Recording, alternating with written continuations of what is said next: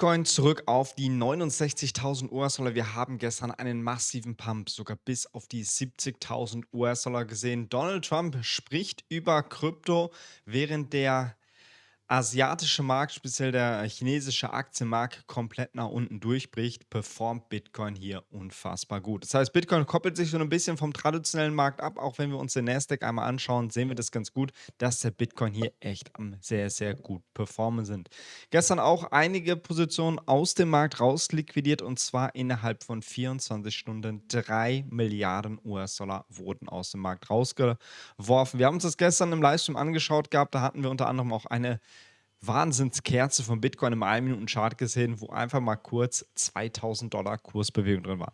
Was das Ganze jetzt für Bitcoin bedeutet, sollst du jetzt noch reinspringen und noch Bitcoin-Positionen nachkaufen, oder was ich auch speziell mit meinen Positionen und mit meinem Spot-Portfolio jetzt machen werde, gehen wir natürlich im Detail einmal durch. Das heißt, einmal kurz Like da lassen, runter durchscrollen, wenn du neu auf dem Kanal bist und gerade jetzt überlegst, in der Situation, wo jeder über Bitcoin spricht, wieder Bitcoin-Bestände nachzukaufen, dann auf jeden Fall bis zum Ende anschauen. Starten wir einmal kurz, was ist da gestern denn überhaupt passiert? Speziell, wenn wir uns mal den Chart anschauen, bevor wir dann natürlich auch einmal kurz gucken, was da auf Twitter abging.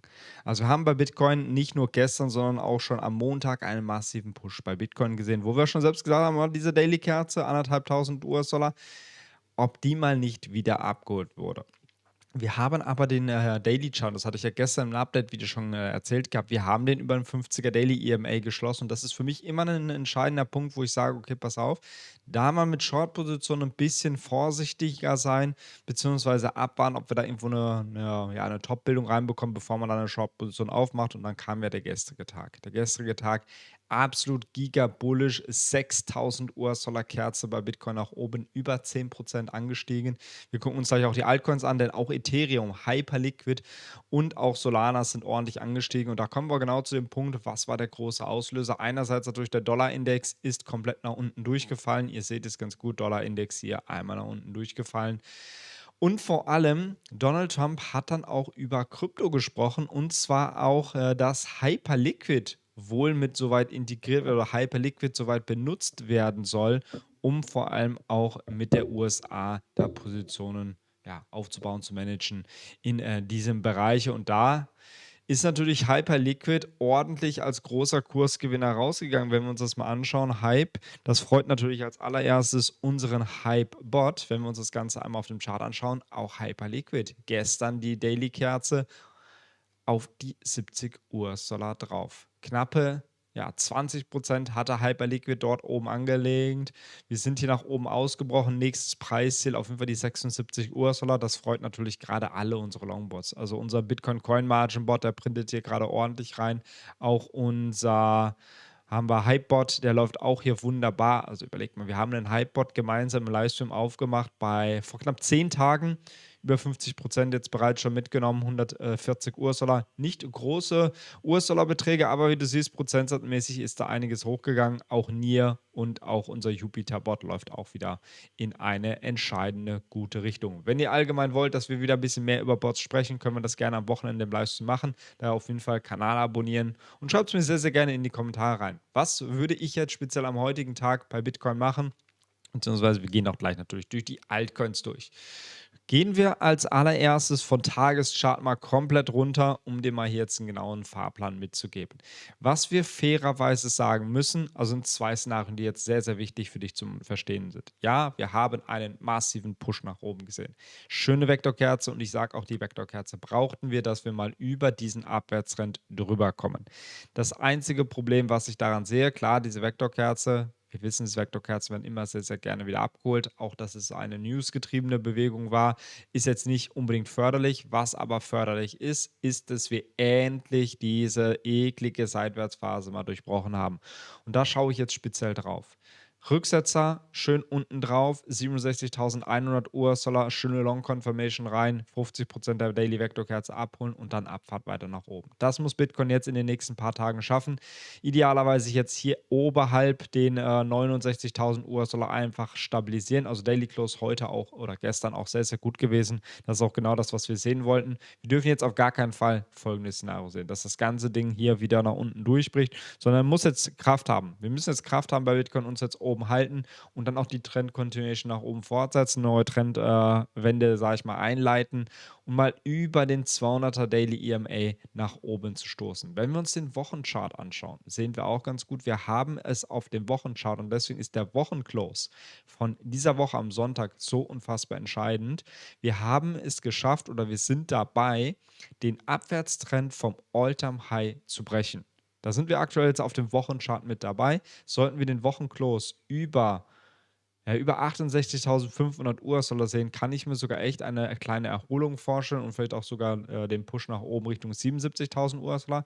Jetzt ist aber ganz, ganz wichtig, was ich dir auch noch sagen möchte und was mich so ein bisschen daran stutzig macht, dass wir hier jetzt den finalen Push nach oben sehen, beziehungsweise sagen können, das war es jetzt geht es nur noch Bullrun-mäßig nach oben.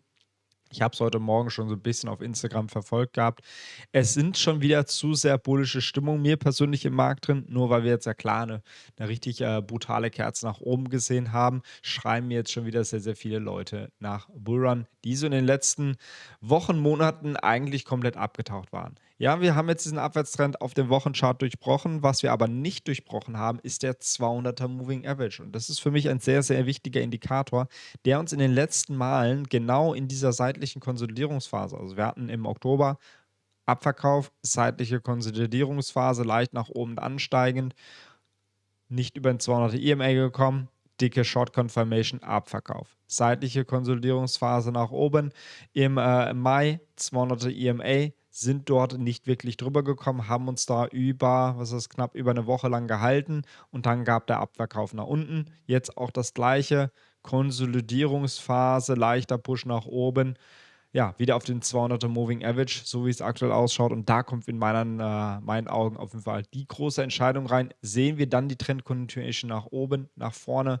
Richtung den 80.000 US-Dollar oder sehen wir einfach nur einen massiven weiteren Abverkauf nach unten? Was jetzt natürlich auch spannend ist, wir haben uns die letzten Tage so ein bisschen, ich will nicht sagen lustig gemacht über Michael Saylor, warum er denn hier die ganze Zeit Bitcoin-Bestände verkauft und er ist ja so toll im Drawdown. Michael Saylor sitzt jetzt auf jeden Fall auch, ich weiß nicht, wo war sein Durchschnittseinstiegspreis, auch demnächst jetzt mal wieder. Ich glaube, bei 76 ist er durchschnittlich rein. Ist jetzt auch mal wieder ordentlich nach oben angestiegen. Umso ja, trauriger für ihn natürlich, dass der Michael Saylor bei den knappen 63.000, 62.000 Bitcoin-Bestände verkauft hat, die er oben eigentlich so am Top eingekauft hat. Ich bin mal gespannt, ob der Michael Saylor in dieser Woche Bitcoin gekauft hat, weil normalerweise immer, wenn Michael Saylor irgendwas kauft oder so, kauft er meistens am Top. Bin ich mal echt auf ja, speziell das Wochenende oder die nächste Woche gespannt, was er uns da Tolles bekannt gibt. Gehen wir jetzt mal in den kleineren Timeframe rein. Wo hast du jetzt am heutigen Möglichkeit, nochmal Positionen mitzunehmen? Würde ich da persönlich jetzt in Positionen reingehen? Ja oder nein? Ich würde jetzt erstmal, und das hatte ich auch gestern im Livestream schon gesagt gehabt, da waren wir gerade dabei, die 67.000 US-Dollar rausholen. Ich würde gerade nicht shorten im Markt. Ich würde wirklich gerade keine Short-Position aufmachen. Die nächste Short-Position, die du aufmachen könntest, wäre hier am 200er EMA. Dort aber definitiv auf so eine kleine Top-Bildung warten und dann kann man da eine Short-Position mitnehmen. Vorher würde ich ehrlich gesagt gerade keine Short-Position aufmachen, auch wenn es jetzt auf dem kleineren Timeframe 5-Minuten-Chart danach aussieht, als würden wir jetzt hier so ein kleines Top reinbekommen. Sieht es auch ganz gut. EMAs läuft jetzt auch so ein kleines Rounding rein. Auch machen wir jetzt nicht wirklich höhere Hochs. Es sieht so ein bisschen danach aus, als würden wir so ein schönes Rounding-Top, vielleicht so ein schönes Bart Simpson-Pattern hier reinbekommen, was uns nochmal hier auf den 50er Daily EMA runterwerfen kann. Da könnte man dann gegebenenfalls überlegen, eine Long-Position aufzumachen, aber ich würde jetzt gerade in diesem Moment absolut nichts shorten. Shorten könnten wir darüber nachdenken, wenn wir jetzt die nächsten Tage es wirklich ja eigentlich seitwärts laufen, die EMAs runterkommen, Cross reinsehen und dann eine Short Confirmation bekommen, dann könnte man eine Short-Position mitnehmen. Ansonsten würde ich jetzt gerade bei Shorts ein bisschen Abstand halten. Würde ich jetzt auch eine Long-Position aufmachen? Auch nein. Das heißt, wie ihr seht, ich bin gerade so ein bisschen in der Wartephase. So, die Leute, die jetzt hier unten den Pump mitgenommen haben, Happy Profits. Ich gönne euch die Profite von maximalen Herzen. Da ging es auf jeden Fall ordentlich nach oben durch für eure Trade-Position. Auch wir konnten am gestrigen Tag bei Gold einiges einsammeln. Wir hatten uns eine Gold-Long-Position gegönnt gehabt und zwar genau in dieser Buy-Area bei Was war das? Bei 62, glaube ich. Also hier hatten wir eine Buy Area mitgenommen. Die hatten wir wunderschön in der London Session mitreiten können. Wir werden auch heute wieder unsere London Session machen. Das heißt, es sei auf jeden Fall definitiv mit am Start. Ich gucke mal, wie es zeitlich passt. Ich war ja gestern, glaube ich, über 4 Stunden live im Discord. Also wenn du Lust hast, auch heute mit dazu zu joinen. Ich weiß nicht, ob wir direkt die 4 Stunden wieder schaffen. Ich war gestern Abend auch ehrlich gesagt richtig, richtig platt davon. Werden wir trotzdem natürlich ein bisschen im Livestream mit dabei sein. Also join gerne da unten in den Discord mit rein. Erster Link in der Videobeschreibung, einmal in den Discord reinjoinen. Ich habe da auch kurz meine Idee für meine Trading-Bots jetzt schon mal reingepostet gehabt. Das heißt, was so meine Ideen sind, wie ich auch meine Bots jetzt so ein bisschen handle, die natürlich auch hier jetzt über die letzten Tage ordentlich in den Profit reingestoßen sind. Gucken wir uns das Ganze jetzt einmal auch bei Gold an. Wo hast du jetzt bei Gold vor allem auch sehr, sehr wichtige Phasen? Denn auch Gold Asia Session, wir hatten uns gestern im Discord ein bisschen unterhalten gehabt. Holt er sich echt noch die 4.500 US-Dollar? Und ja, er hat sich die geholt. Gold hat hier einen unfassbar starken bullischen Move auch in der Asia-Session gemacht. Worauf würde ich jetzt hier bei Gold einmal achten? Wir haben verschiedene wichtige Zonen. Dazu gehen wir einmal in den 1-Stunden-Chart rein. Ich muss mal kurz einmal gucken, dass wir hier einmal ein bisschen was aussäubern und uns die Session-Zeiten einmal mit dazu nehmen. Einmal Trading-Session-Zeiten einmal mit dazu. Dort siehst du ganz gut, ja, wunderbaren Pump nochmal nach oben gesehen. Hier, nee, gar nicht in der Asia-Session, in der New York-Session Pump nach unten, in der Asia-Session hat das Ding abgeholt. So ist es korrekt. Habt jetzt auf jeden Fall mal, wie gesagt, immer Asia hoch, Asia tief auf dem Schirm. Asia hoch hatten wir bei 4.524 US-Dollar. Asia low nehmen wir gerade komplett, glaube ich, sogar raus. Wir sind dabei, gerade Asia tief sogar rauszunehmen. Sollte das Asia tief brechen, würde ich mal auf jeden Fall ein Auge auf folgenden Bereich halten. Das ist hier diese Wick bei den knappen 4.472 US-Dollar und wir haben natürlich unseren massiven Widerstand bzw. Support-Bereich, der jetzt bei Gold auf jeden Fall zu einer großen Buy-Area wird. 4.441 US-Dollar, definitiv als sehr, sehr interessante Zone. Wir gucken auch einmal kurz, was die Vergangenheit so speziell dort hat. Haben wir da auch noch einige wichtige Zonen. Ja, hier oben haben wir noch mal ein bisschen was Interessantes. Das seht ihr ganz gut. Widerstand, Widerstand. Macht die Session-Zeit noch mal einmal kurz aus, dass man es ein bisschen genauer erkennt. Und dann haben wir unten noch mal eine wichtige Zone. Und wir haben hier noch eine wichtige Zone. Also das sind jetzt die wichtigsten Zonen speziell bei Gold, die wir aktuell jetzt im Markt haben. Wie gesagt, Asia Low, auf jeden Fall natürlich klar interessant. Dann das Tief von unsere Aufwärtsbewegung 4.475 US-Dollar auch nochmal als mögliche Buy-Area. Wir sehen ganz gut, wir sind jetzt erstmal in einer schönen Abwärts-Move drin. Asia-Session hat jetzt einen guten Abverkauf gesehen, nachdem wir den London, nicht London, doch London war hier unten und New York-Session ordentlich angepumpt sind. Auch wenn wir uns die EMAs einmal mit dazu holen. Den Indikator kriegt ihr natürlich auch bei uns im Discord komplett for free. Das heißt, einfach da unten einmal euch den Indikator mit reinladen. Ist auch genau das, was ich gerade so ein bisschen auf dem Schirm habe, dass man hier nochmal im Rücksetzer vielleicht nochmal eine Short-Position mitnehmen könnte. 50er Daily, nicht Daily EMA, 50er EMA, 5-Minuten-Chart und dann Ziel Richtung A sehr tief, beziehungsweise auch Richtung 4.474, wo auch unser Indikator direkt anschlägt. Dort auf jeden Fall dann Take Profit zu ziehen, sind auf jeden Fall im leichten Abwärtstrend. Gucken uns den 1-Minuten-Chart nochmal fix an, dann bist du auch perfekt vorbereitet hier für den ganzen Tag. Sollten wir auf dem 1-Minuten-Chart jetzt eine Trendumkehrung sehen, Trendumkehrung wie folgendermaßen, Rückseite auf der Trendumkehrung, dann könnten wir vielleicht nochmal einen schönen Move nach oben sehen, würde ich den Abwärtstrend nochmal schön markieren und ins 300er EMA, ihr kennt es, besonders die Leute, die in den gestrigen Livestream mit dabei waren, der 300er EMA ist da immer sehr, sehr interessant für neue Positionen mitzunehmen. Das heißt, du bist jetzt hier perfekt vorbereitet. Fall bitte jetzt nicht in FOMO rein. Nur weil wir bei Bitcoin jetzt einen massiven Anstieg gesehen haben. Auch bei Hype ging es ja ordentlich durch die Decke und Ethereum und Solana sehen exakt genauso aus. Also auch wenn wir hier uns Ethereum anschauen, das war eine absolute Rakete nach oben. Da ging es bei Ethereum sogar 20% nach oben durch. Also da wurden echt einige Leute aus dem Kryptomarkt rausliquidiert. Wir sehen es ganz gut. Über 3 Milliarden US-Dollar wurden aus dem Markt rausliquidiert. Liquidierungsheatmap da oben lebt gar nichts mehr. Das wurde komplett leergefegt. Unter uns 64.000 US-Dollar bildet sich natürlich jetzt wahnsinns neue Liquidität für die Leute, die jetzt natürlich alle FOMO-mäßig long in den Markt reingesprungen sind.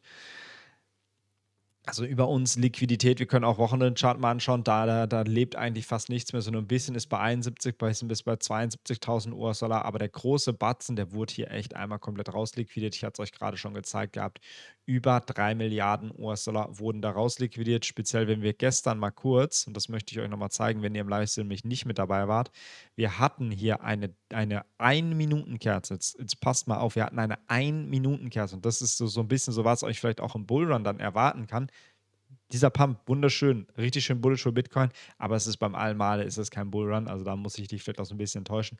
Wir hatten gestern eine 1-Minuten-Kerze von knappen 2.000 US-Dollar, 3% bei Bitcoin. Also das war auf jeden Fall absolut, absolut crazy und das habe ich auch schon sehr, sehr langer Zeit, um genau zu sagen, ich weiß gar nicht, ob wir es im letzten Bullrun gesehen hatten, aber das war auf jeden Fall eine Kerze, die da mal richtig was aus dem Markt rausliquidiert hat. In diesem Sinne wünsche ich euch einen sehr, sehr geilen Start in den Tag. Ich hoffe, ihr konntet unten Spot-Portfolio ordentlich aufbauen. Ich habe meine Spotbots erstmal ein bisschen pausiert. Sollten wir bei Bitcoin jetzt einen Rücksetzer sehen, werde ich meine Spotbots wieder anschmeißen. Ansonsten werde ich die jetzt erstmal auf pausiert lassen. Wie gesagt, ordentliche Bereiche wurden aus dem Markt rausliquidiert. Richtig schöner bullischer Pump nach oben. Wichtig für den heutigen Tag. Daily Close mal auf jeden Fall über die 69.000 US-Dollar jetzt bei Bitcoin zu halten. Idealerweise natürlich jetzt die direkte Trend-Continuation fortsetzen. Also das Best Case, was wir jetzt am heutigen Tag sehen, dass wir direkt da weitermachen, wo wir gestern aufgehört haben. 200er EMA und dass da die Entscheidung reinkommt. Wir sehen uns gleich auf jeden Fall im Livestream. Daher lass auf jeden Fall gerne nochmal ein Like da, abonniere den Kanal, wenn du neu mit dabei bist und dann maximale Trading-Profite auch für den heutigen Trading-Tag.